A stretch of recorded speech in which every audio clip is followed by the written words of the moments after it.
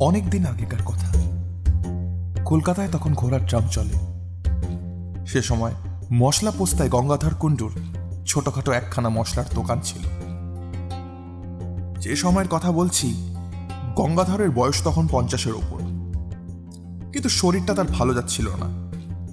নানা রকম অসুখেই ভুগত প্রায়। তারপর ব্যবসায় কিছু লোকসান দিয়ে লোকটা একেবারে মুশড়ে পড়েছিল। দোকান ঘরের ভাড়া 2 মাসের বাকি, মহাজনদের দেনা প্রায় ঘাড়ে।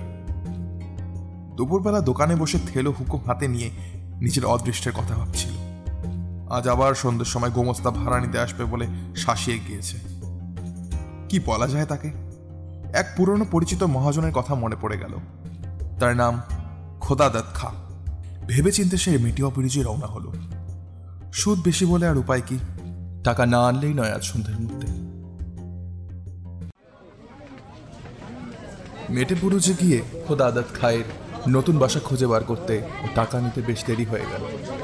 খিদিরপুরের কাঠি গঙ্গা পার হয়ে এসে হনহন করে হেঁটে আসছে এমন সময় একজন লোক তাকে ডেকে বললে, এ সাহেব, ইধার শুনিয়ে তো জরা। সন্ধে হয়ে গিয়েছে। যেখান থেকে লোকটা তাকে ডাকলে সেখানে কতকগুলো গাছপালার বেশ একটু অন্ধকার, স্থানটা নির্জন। তারপর আবার তার সাথে রয়েছে টাকা। গঙ্গাধরের মনে একটু সন্দেহ যে না হলো এমন নয়, কিন্তু উপায় নেই। লোকটা এগিয়ে এলো। ওই গাছগুলোর তলায় সে যেন তারই প্রতীক্ষায় দাঁড়িয়েছিল। লোকটা খুব লম্বা, মাথায় ঝাঁকড়া ঝাঁকড়া চুল, ঘাড়ের ওপর এসে পড়েছে। মুখটা ভালো করে দেখা যাচ্ছে না। পরনে ঢিলে ইজের ও আলখাল্লা। সে কাছে এসে সুর নিচু করে হিন্দিতে ও ভাঙা বাংলায় মিলিয়ে বললে, বাবু সস্তায় মাল কিনবেন? গঙ্গাধর আশ্চর্য হয়ে বললে, কি মাল? লোকটা চারদিকে চেয়ে বললে, জিনিসটা কোকেন, খুব সস্তায় পাবেন, ডিউটি ছুট মাল, লুকিয়ে দেব। গঙ্গাধর চমকে উঠল। সে কখনো ও ব্যবসা করেনি। ডিউটি ছুট কোকেন? কি সর্বনেশে জিনিস! ভালো লোকের পাল্লায় সে পড়েছে। না, সে কিনবে না। লোকটা সম্ভবত পাঞ্জাবি মুসলমান, বাংলা বলতে পারে, তবে বেশ একটু বাঁকা। বাবু আপনি নিন, আপনার ভালো হবে, সিকি করিতে দেব। আমার মুশকিল হয়েছে, আমি মাল বিক্রির লোক খুঁজে পাচ্ছি না। ঘুরে ঘুরে বেড়াচ্ছি কত জায়গায়, আবার সব জায়গায় তো যেতেও পারিনি।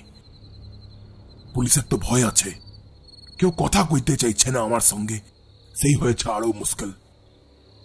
হঠাৎ শহরে এত যে পুলিশের ভয় কেন হলে বাবু তা বুঝি নে। আগে যারা এই ব্যবসা করতো তাদের কাছে যাচ্ছি, তারা আমার দিকে চেয়েও দেখছে না। আপনি কার রাজি হবেন না বাবু, মাল দেখুন, পরে দাম দস্তর হবে। লোকটার গলার সুরে একটা কি শক্তি ছিল। গঙ্গাধরের মন খানিকটা ভিজল। কোকেনের ব্যবসাতে মানুষ রাতারাতি বড় লোক হয়েছে বটে, কিন্তু বিনা সাহসে বিপদ এড়িয়ে চড়ে বেড়ালে কি লক্ষ্মী লাভ হয়? দেখাই যাক না। হঠাৎ গঙ্গাধর চেয়ে দেখলে যে লোকটা সেখানে নেই। এই তো দাঁড়িয়েছিল, কোথায় গেল আবার? পাছে কেউ শোনে এই ভয়ে বেশি জোরে ডাকতেও সাহস হলো না। চাপা গলায় বাঙালি হিন্দিতে ডাকলি,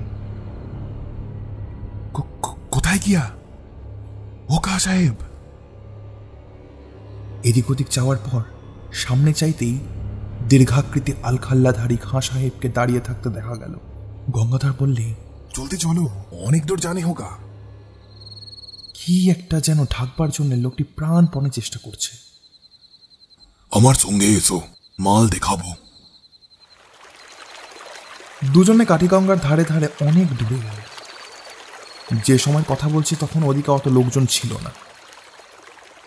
মাঝে মাঝে জোয়ার নেমে যাওয়ায় বড় বড় ভর ও নৌকা কাদার উপর পড়ে আছে। 2-1টা করাতের কারখানা, তাও দূরে দূরে। জলের ধারে নোনা চাঁদা কাটার বন। পথে যেতে যেতে খাঁ সাহেব একটা বড় অদ্ভুত প্রশ্ন করলে। গঙ্গাধরের দিকে চেয়ে বললে, আমায় দেখতে পাচ্ছ তো? কেন দেখতে পাবো না? এমন বয়স এখনো হয়নি যে এই সন্ধেবেলাতেই চোখে ঠাওর হবে না। একবার গঙ্গাধর জিজ্ঞেস করলে, তোমার ডেরা কোথায় খাঁ সাহেব? লোকটা চকিতে পেছনে ফিরে সন্দিগ্ধ দৃষ্টিতে চেয়ে বললে, কেন, সেই তোমার কি দরকার? পুলিশে ধরিয়ে দেবে ভেবে থাকো যদি তা ভালো হবে না যেন। মাল দেব, তুমি টাকা দেবে, মাল নিয়ে চলে যাবে। আমার বাসা খোঁজে তোমার কি কাজ? লোকটা চোখের চাউনি বড়ই অদ্ভুত। গঙ্গাধর অস্বস্তি বোধ করল। অনেক দূর গিয়ে মাঠের মধ্যে একটা গুদাম ঘর, একটা গাছের গুড়ি পড়ে আছে গুদাম ঘরের দরজা থেকে একটু দূরে। তার উপর গঙ্গাধরকে বসতে বলে লোকটা কোথায় চলে গেল। গঙ্গাধর বসে চারিদিকটা চেয়ে দেখলে গুদাম ঘরের আশপাশের সর্বত্র আগাছার অনুচ্চ জঙ্গল। নিকটে কোথাও লোকজনের সারা শব্দ নেই। অন্ধকার হলেও মাঠের মধ্যে অন্ধকার তত ঘন নয়। সেই পাতলা অন্ধকারের মধ্যে চেয়ে দেখে গঙ্গাধরের মনে হলো গুদামঘরটা পুরনো এবং যেন অনেক কাল ধরে অব্যবহার্য পড়ে আছে। গঙ্গাধরের কেমন একটা ভয় হলো। কেন সে এখানে এলো এই সন্ধ্যায়? এরকম জায়গায় একা মানুষে আসে, বিশেষ করে এতগুলো টাকা সঙ্গে করে? সে আসতো না কখনোই। সে কলকাতায় আজ নতুন নয়, তার উপর ঝুনো ব্যবসাদার। বাংলাদেশ থেকে নতুন আসেনি। ওই লোকটার কথার সুরে কি জাদু আছে, গঙ্গাধরকে যেন টেনে এনেছে। সাধ্য ছিল না সে ছাড়ায়। হঠাৎ অন্ধকারের মধ্যে খাঁ সাহেবের মূর্তি দেখা গেল। লোকটা যাওয়া আসা এমন নিঃশব্দ ও এমনই অদ্ভুত ধরনের, যেন মনে হয় অন্ধকারের মধ্যে ওর চেহারা মিলিয়ে গিয়েছিল, আবার ফুটে বেরোলো।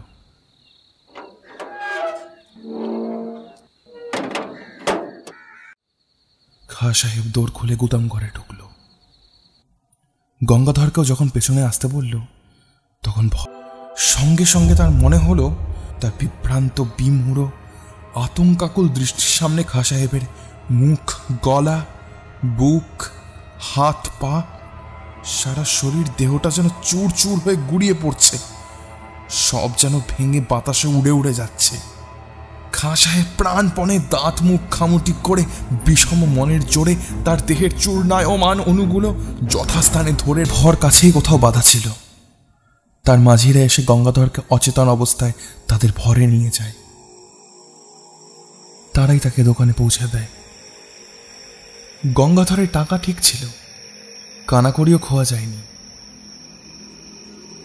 তবে শরীর শুধরে উঠতে একটু সময় নিয়েছিল।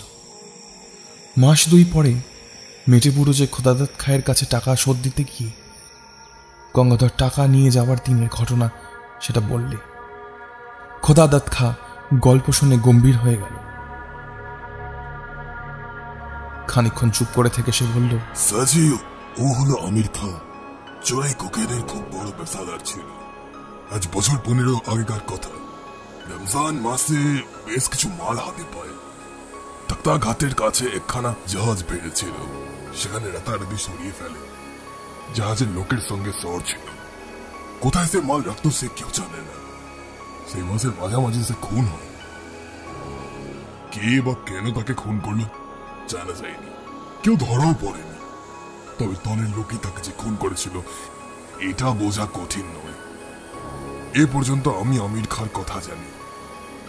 আমার মনে হয় আমির খাঁ সেই থেকে ঘুরে বেড়াচ্ছে তার মাল বিক্রি করার জন্য। ওর পুরনো কোকেনের বাক্স হয়েছে রোজা খায়ের বোঝা। তা বাবু, সে গোলাম ঘরটা কোথায় তুমি বলতে পারবে? গঙ্গাধর অন্ধকারে কোথা দিয়ে সেখানে গিয়েছিল তা তার মনে নেই। মনে থাকলেও সে সেখানে যেত না। পথে আসতে আসতে গঙ্গাধরের মনে পড়ল পুরনো ভাঙা গুদাম ঘরের অস্পষ্ট অন্ধকারে আমির খাঁয়ের মুখের সেই হতাশ ও অমানসিক চেষ্টা করেও হেরে যাবার দৃষ্টিটা। হতভাগ্য কি এতদিনেও বোঝেনি সে মারা গিয়েছে? কে উত্তর দেবে? ভগবান তার আত্মাকে শান্তি দিন।